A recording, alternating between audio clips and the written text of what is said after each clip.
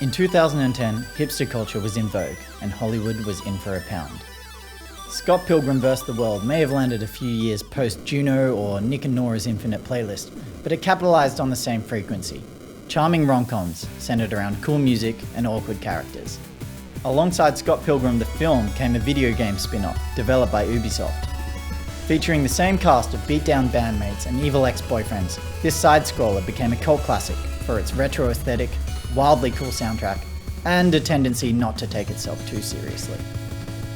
Essentially, all the things that made Edgar Wright's film so wonderful translated perfectly into the game format. Now in 2021, it's back on the shelves.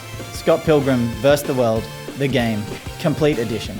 Maybe a mouthful of a title, but it does include the base game plus 2 original DLCs. And it's now playable on your PC, PS4, Xbox One, or Nintendo Switch.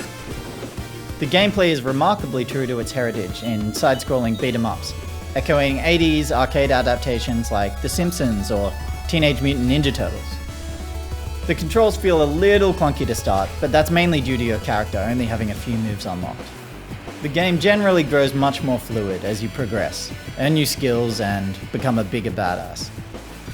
Scott Pilgrim, Ramona Flowers, Kim Pine, Stephen Stills, Knives Chow, and Wallace Wells are all playable characters, each with their own moveset and abilities. You'll need to level them up before they reach their full potential, meaning a few of the early levels can be a bit of a punish, especially if you're playing solo, but your power will continue to scale in gratifying ways as you play. Boss fights, subspace areas where you can score some extra rewards, and shops where you spend coin from bashing up enemies all provide nice breaks in the levels, although the game generally feels best when you're thundering through baddies as fast as you can.